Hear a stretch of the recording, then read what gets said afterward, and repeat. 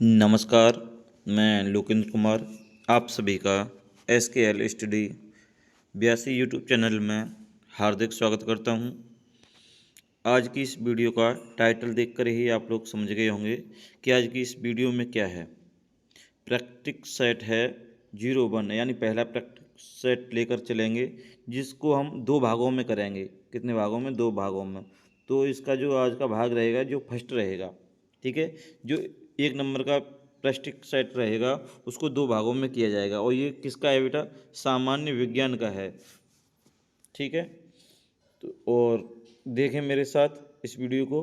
और अगर आपको हमारी वीडियो अच्छी लगे तो इस वीडियो को ज़्यादा से ज़्यादा शेयर करें और हमारे यूट्यूब चैनल को सब्सक्राइब करें और हमें कमेंट के माध्यम से अपना फीडबैक दें। मैं आशा करता हूँ आप लोग अच्छे से पढ़ भी रहे होंगे और सभी स्वस्थ होंगे। तो देखिए बेटा, आज की वीडियो का फर्स्ट क्वेश्चन, मैं इस वीडियो में थोड़ा एक एक दो दो सेकंड का गैप देकर क्वेश्चन को बोलूँगा और आप लोग कमेंट भी कर सकते हैं उससे पहले, जो भी है। अगर आपको आंसर सही लगता है तो मेरे से पहले कमेंट करके हमें थोड़ी फीडबैक दीजिए, जिससे हमें पता चले कि आप लोग कैसी क्या तैयारी कर रहे हैं। ठीक है बेटा, देखें फर्स्ट क्वेश्चन। पहले क्वेश्चन में क्या है बेटा, देखें। घरेलू विद्युत उपकरणों में प्रयुक्त सुरक्षा फ्यूज तार उस धातु से बनी होती है जिसका क्या होता है बेटा? बता सकते हैं। चार ऑप्शन दिए हैं। चालकत्व कम होता है, ए ऑप्शन में है। बी ऑप्शन में गलनांक कम होता है। सी ऑप्शन में है आपका प्रतिरोध कम होता है।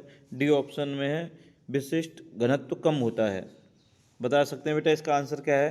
तो इसका आंसर है आपका बेटा गलनांक कम होता है। गलनांक क्या होता है? कम होता है। ऑप्शन नंबर आपका कौन सा सही है? बी सही है। गलनांक क्या होता है? कम होता है। ठीक है, नेक्स्ट क्वेश्चन देखें अब। Question number 2। क्वेश्चन नंबर को देख सकते हैं आप। धातु की एक प्लेट को बीच में से काटकर एक छेद बनाया गया है और फिर उसे गर्म किया जाए तो छेद का आकार, इसमें चार ऑप्शन दिए हैं, आप देख सकते हैं। ऑप्शन नंबर ए में कह रहा है उतना ही रहेगा, बी में कह रहा है घटेगा, सी में कह रहा है बढ़ेगा और डी में कह रहा है कुछ धातुओं में बढ़ता है। तो जो इसका बेटा आंसर जो करेक्ट रहेगा वो रहेगा बढ़ेगा। क्या होगा? किसी भी धातु को अगर गर्म करते हैं तो उसका होल क्या होता है? छिद्र बढ़ जाता है। ठीक है, या छेद कह दें, बढ़ जाता है। नेक्स्ट क्वेश्चन देखेंगे। Question number 3। क्वेश्चन नंबर 3 में क्या कह रहा है बेटा? डीजल इंजन में ईंधन को ज्वलित करने के लिए आवश्यक उच्च ताप किसके द्वारा प्राप्त किया जाता है? अब ये डीजल इंजन की बात कर रहा है बेटा, ठीक है। तो जो इसका सही आंसर है वो ऑप्शन नंबर डी है। सिलेंडरों में वायु को संपीड़ित करते हैं। किसमें? सिलेंडरों में। आपने डीजल इंजन में देखा होगा, पिस्टन जो होता है उसे सिलेंडर बोलते हैं। क्या बोलते हैं? सिलेंडर बोलते हैं। उसमें वायु को क्या किया जाता है? संपीड़ित, यानी दबाव दिया जाता है वहाँ पे। ठीक है, देखेंगे अब नेक्स्ट क्वेश्चन। आप लोग कमेंट के माध्यम से भी हमें आंसर की जानकारी दे सकते हैं। क्वेश्चन नंबर 4 देखें। क्वेश्चन नंबर 4 में क्या कह रहा है बेटा? जल बाष्पीकृत नहीं होगा यदि, पूछा गया है बेटा, जल बाष्पीकृत नहीं होगा यदि। चार ऑप्शन इसमें भी हैं। अब आप, मैं डायरेक्ट आंसर बताऊंगा, ऐसे तो बहुत लंबी वीडियो बन जाएगी। आप लोग बता सकते हैं इसका कमेंट बॉक्स में आंसर। इसका आंसर है बेटा आपका आर्द्रता 100% होगी। कितनी होगी? 100% होगी। ऑप्शन नंबर डी इसका करेक्ट आंसर है। नेक्स्ट क्वेश्चन देखेंगे। Question number 5। क्वेश्चन नंबर 5 में कह रहा है बेटा, रेल की पटरियां अपने वक्रों पर किस कारण से पीछे की गई होती हैं?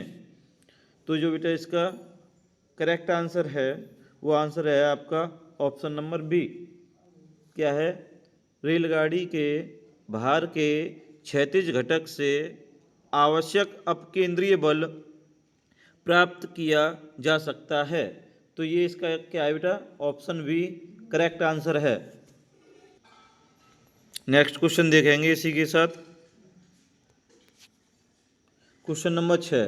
क्वेश्चन नंबर 6 में क्या कह रहा है बेटा, जब किसी वस्तु को पृथ्वी से चांद पर ले जाया जाए तो भार कम हो जाता है, बढ़ जाता है, द्रव्यमान, ऐसे 3-4 ऑप्शन दिए हुए होते हैं, आप जानते हैं। इसमें जो आपका करेक्ट आंसर है वो है भार बदल जाता है। भार क्या होता है बेटा, बदल जाता है, परंतु द्रव्यमान उतना ही रहता है। ऑप्शन नंबर सी इसका करेक्ट आंसर है। नेक्स्ट क्वेश्चन देखेंगे, क्वेश्चन नंबर 7। क्वेश्चन नंबर 7 में क्या कह रहा है बेटा, ज़्यादा ऊंचाई पर सांस लेने में कठिनाई क्यों होती है। ये क्वेश्चन बहुत ही महत्वपूर्ण है। तो इसका जो आंसर है बेटा, वायु के कम दाब के कारण। वायु के क्या है, कम दाब के कारण। तो ऑप्शन नंबर बी आपका करेक्ट आंसर है। नेक्स्ट क्वेश्चन देखेंगे, क्वेश्चन नंबर 8। क्वेश्चन नंबर 8 में क्या कह रहा है बेटा, सूर्य से पृथ्वी तक पहुंचने में प्रकाश को कितना समय लगता है। ए ऑप्शन में 20 सेकेंड, और बी ऑप्शन में दिया 8 घंटे 20 सेकेंड, सी ऑप्शन में 8 मिनट 20 सेकेंड, डी ऑप्शन में 8 सेकेंड। तो इसका आंसर आप हमें कमेंट बॉक्स में भी बता सकते हैं। और वैसे इसका जो करेक्ट आंसर है वो आंसर है आपका option number C, 8 minute 20 second. ठीक है बेटा, और कहीं कहीं पर 8 मिनट 16 सेकेंड भी दिया होता है। तो ज़्यादातर जो करेक्ट आंसर है इसका वो 8 मिनट 20 सेकेंड है, या कहीं 16 सेकेंड दे तो वो भी हो सकता है, और सटीक जो होगा वो इतना ही होगा। ठीक है, नेक्स्ट क्वेश्चन देखेंगे, क्वेश्चन नंबर 9। क्वेश्चन नंबर 9 में क्या कह रहा है बेटा, प्रत्यक्ष संपर्क किए बिना दूर से किसी वस्तु के बारे में सूचना एकत्रित करने की तकनीक को क्या कहा जाता है। जो सूचना, जो संदेश होते हैं उनको इकट्ठा करना, ठीक है बेटा, क्या कहा जाता है उनको, उनको दूर संवेदन क्या कहते हैं, दूर संवेदन कहते हैं, या सुदूर संवेदन कहते हैं, या सुदूर नियंत्रण कहते हैं। 4 ऑप्शन हैं, आप इसमें कमेंट बॉक्स के माध्यम से हमें आंसर बता सकते हैं। तो जो इसका बेटा करेक्ट आंसर है वो है सुदूर संवेदन। ऑप्शन नंबर बी इसका करेक्ट आंसर है। ठीक है, नेक्स्ट क्वेश्चन देखेंगे, क्वेश्चन नंबर 10। ये क्वेश्चन नंबर 10 बहुत ही महत्वपूर्ण है। इसमें से जैसे ये 4 ऑप्शन दिए हैं, चारों में से 4 क्वेश्चन अलग अलग भी बन सकते हैं। देखें क्या दिया है, सूची वन को सूची सेकंड से सही सुमेल कीजिए तथा नीचे दिए गए कूट से सही विकल्प चुनिए। देखिए बेटा, जो सूची मिलानी है वो सूची 1 में मात्रक दिए हैं, और सूची 2 में भौतिक राशियां दी हैं। ठीक है, और सूची ए को ABCD से दर्शाया गया है, और सूची सेकंड को 1 2 3 से दर्शाया गया है। तो देखें बेटा, अगर इसमें मिलान करते हैं, फेरेड। अब फेरेड बेटा किस भौतिक राशि है, जो मात्रक होता है फेरेड। अब इधर भौतिक राशि दी है तो भौतिक राशि से मिलाना है। फेरेड किसका होता है बेटा, वैद्युत धारिता का मात्रक होता है। यानी ए को किससे मिला सकते हैं आप, 2 से। ए का क्या हो जाएगा, 2 हो जाएगा। और आगे देखें बेटा, इसमें अब गैस, यानी जो गॉस दिया है, गॉस, गॉस किसका होता है बता सकते हैं आप। गॉस होता है चुंबकीय प्रेरक, इसका होता है। तो बी का हो जाएगा 3, बी का क्या हो जाएगा बेटा आपका 3 नंबर। ठीक है, उसके बाद कह रहा है सी ऑप्शन में, यहाँ पर देखें सी नंबर पर वोल्ट दिया है, और वोल्ट किसका होता है बेटा, विभवांतर या विभव का। तो इसका किससे मिल जाएगा, इससे। तो सी का क्या हो गया बेटा आपका 4 नंबर। अब जो बचा हर्ट्ज, हर्ट्ज किसका मात्रक होता है, आवृत्ति का होता है। किसका होता है, आवृत्ति का। तो डी का किससे मिल जाएगा, नंबर 1 से। ठीक है, तो इसके ये आंसर बन गए बेटा। अब आप इसको मिला सकते हैं। इसके जो ऑप्शन जो दिए थे नीचे वो मैंने नोट नहीं किए हैं, तो इनका ये ऑप्शन आपका करेक्ट आंसर यही है। तो आप इनको एक साइड में नोट कर सकते हैं। ठीक है बेटा। अब देखेंगे next question, question number 11। Question number 11 में क्या कह रहा है बेटा, ब्रह्मांड में सबसे अधिक मात्रा में कौन सा तत्व पाया जाता है। जो हमारा ब्रह्मांड है उसमें सबसे अधिक मात्रा में कौन सा तत्व पाया जाता है। तो वो होता है बेटा हाइड्रोजन। क्या होता है, हाइड्रोजन। ऑप्शन नंबर बी आपका करेक्ट आंसर है। ऑप्शन नंबर बी आपका क्या है, करेक्ट आंसर है। ठीक है, नेक्स्ट क्वेश्चन देखेंगे। Question number 12। क्वेश्चन नंबर 12 में क्या कह रहा है बेटा, किसी उपग्रह में किसी अंतरिक्ष यात्री द्वारा गिराया गया चम्मच, जो चम्मच होता है वो क्या है बेटा। इसका अब आप कमेंट बॉक्स के माध्यम से हमें आंसर को बताएं।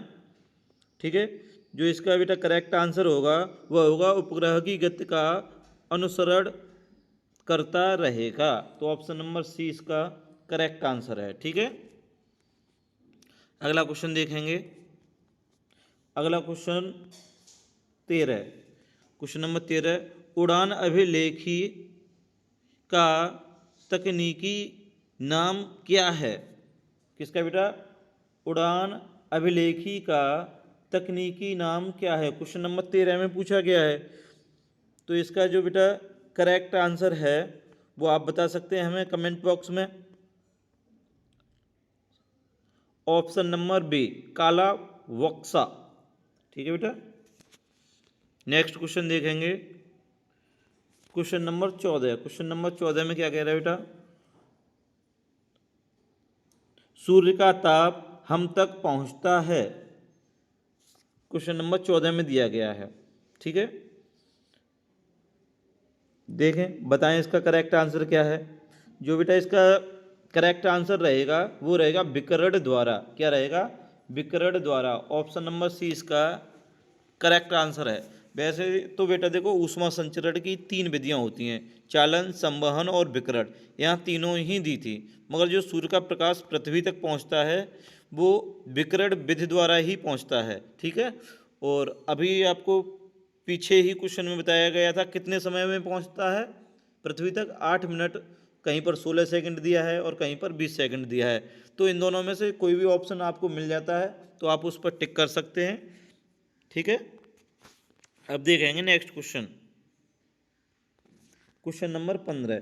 क्वेश्चन नंबर 15 में क्या कह रहा है बेटा, यदि आप स्थिर वायु में धूल कणों को देखने के लिए एक सूक्ष्मदर्शी का प्रयोग करें तो वे आपको हर समय इधर उधर चलते हुए दिखाई देंगे। इस परिघटना को क्या कहते हैं। ठीक है बेटा, इस परिघटना को क्या कहते हैं। तो जो बेटा इसका करेक्ट आंसर है वो है ब्राउनी प्रभाव। क्या कहते हैं, ब्राउनी प्रभाव, या इस जगह पर ये भी लिखा हो सकता है ब्राउनी गति। ठीक है बेटा, ये 9th और 10th क्लास में आपने पढ़ा है या उससे पहले भी देखने को ये क्वेश्चन मिल जाता है आप सभी को। देखेंगे next question, question number 16। Question number 16 में क्या कह रहा है बेटा, ऑटोमोबाइल वाहनों द्वारा जिससे वायु प्रदूषण होता है निष्कासित मुख्य नुकसानदेह गैस निम्नलिखित में से कौन सी है। जो वाहन है हमारे उनमें से जो गैस निकलती है, प्रदूषण जो फैलाती है, पूछा गया है सबसे नुकसानदायक गैस कौन सी है। तो आप बता सकते हैं हमें कमेंट में। वैसे हम बताएंगे ही कौन सी होती है बेटा, कार्बन मोनोऑक्साइड। कौन सी गैस होती है, कार्बन मोनोऑक्साइड, जो वाहनों के साइलेंसर से निकलती है। ऑप्शन नंबर बी आपका करेक्ट आंसर है। नेक्स्ट क्वेश्चन देखेंगे 17 नंबर। क्वेश्चन नंबर 17 में क्या कहेगा बेटा, रासायनिक रूप में रेशम का रेशा क्या होता है। रेशम का रेशा क्या होता है ये पूछा गया है। ठीक है बेटा, रासायनिक रूप में रेशम का रेशा क्या होता है। तो जो इसका आंसर है बेटा वो होता है सेलुलोज। क्या होता है? सेलुलोज। ऑप्शन ए आपका करेक्ट आंसर है। ठीक है, अब नेक्स्ट क्वेश्चन देखेंगे, क्वेश्चन नंबर 18। ये क्वेश्चन ज़्यादातर सभी बच्चों ने पढ़ा हुआ है और आप इसका आंसर भी हमें बता सकते हैं। देखें क्या है क्वेश्चन। दूध को कुछ देर खुले में रखे जाने पर उसका स्वाद खट्टा हो जाता है, यह किसके बनने के कारण होता है? ये क्वेश्चन आप लोगों ने कई बार पढ़ा भी होगा, तो आप इस क्वेश्चन का आंसर हमारे कमेंट बॉक्स में हमें कमेंट करके बता सकते हैं। ठीक है बेटा, जो इसका करेक्ट आंसर है वो है बेटा लैक्टिक अम्ल। क्या है? लैक्टिक अम्ल। ऑप्शन बी आपका करेक्ट आंसर है। ठीक है, नेक्स्ट क्वेश्चन देखें इसी के साथ, क्वेश्चन नंबर 19। क्वेश्चन नंबर 19 में क्या कह रहा है बेटा? शीशे के संचयन वाले सेल में किस अम्ल का प्रयोग होता है? ठीक है बेटा, तो जो इसका करेक्ट आंसर है वो है सल्फ्यूरिक एसिड। क्या है?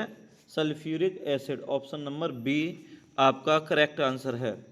नेक्स्ट क्वेश्चन देखेंगे, ये भी क्वेश्चन बहुत महत्वपूर्ण है आज के दौर पर, क्योंकि सोना वैसे भी बहुत ही महंगा होता जा रहा है।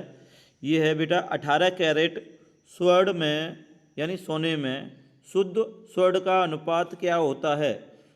जो 18% जो होता है 18 कैरेट का स्वर्ण यानी सोना होता है, उस सोने की शुद्ध स्वर्ण का अनुपात क्या होता है, ये पूछा गया है इसमें।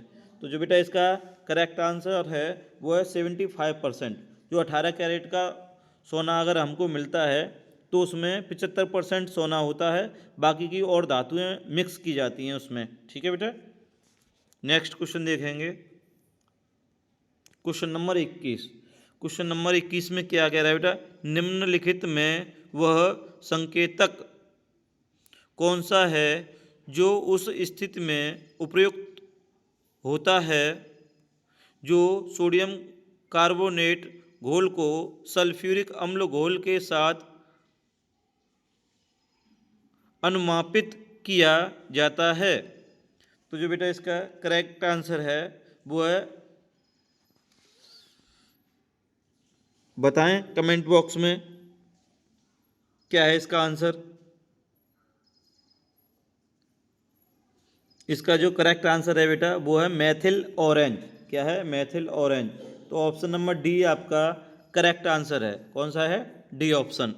नेक्स्ट क्वेश्चन देखेंगे, क्वेश्चन नंबर 22। इसमें बताएं बेटा निम्नलिखित में से कौन सा रत्न उपरत्न पत्थर नहीं है? ठीक है बेटा, इसका भी आंसर हमें कमेंट बॉक्स में बताएं।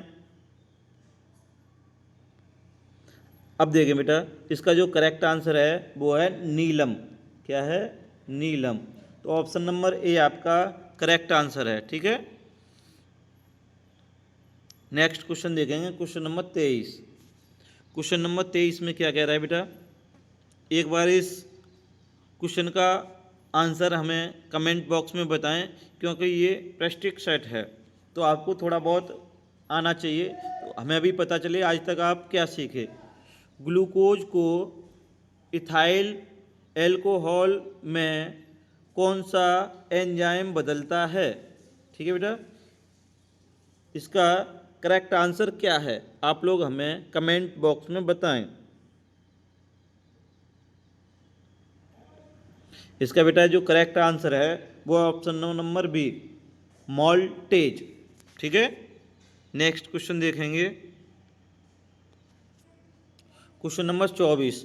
क्वेश्चन नंबर 24 में क्या कह रहा है बेटा? परमाणु बम का विकास किसने किया? किसका? परमाणु बम का विकास किसने किया? इसका भी आंसर आप कमेंट बॉक्स में बताएं। ये क्वेश्चन आने लायक है, किसी भी परीक्षा में आए। ठीक है बेटा, और जो आपका जो सेट चल रहा है वो आरआरबी के लिए है। आरआरबी की जितनी भी परीक्षाएं हैं उन सभी में कोई ना कोई क्वेश्चन आ सकता है, उसी के बेस पर हमने ये सेट तैयार किया है। ठीक है बेटा, जो इसका करेक्ट आंसर है वो है ऑप्शन नंबर सी। क्या है? J Robert Oppenheimer. ठीक है बेटा, नेक्स्ट क्वेश्चन देखेंगे। इस क्वेश्चन का आंसर आपको हमारे कमेंट बॉक्स में ही बताना है। देखें क्या है क्वेश्चन बेटा। क्वेश्चन नंबर 25, इसका आंसर हम नहीं बताएंगे, आप लोग कमेंट बॉक्स के माध्यम से बताएंगे। निम्नलिखित में से वह तत्व कौन सा है जो सामान्य मानव शरीर में सर्वाधिक प्रतिशतता में पाया जाता है? देखें क्या क्या है। फर्स्ट ऑप्शन में आपका कार्बन, बी ऑप्शन में आपका नाइट्रोजन, सी ऑप्शन में आपका ऑक्सीजन और डी ऑप्शन में बेटा आपका हाइड्रोजन। इसका जो आंसर है आप हमें कमेंट बॉक्स में बताएंगे। और आपने अगर हमारी वीडियो यहाँ तक देखी है तो आप सभी को वीडियो देखने के लिए बहुत बहुत धन्यवाद।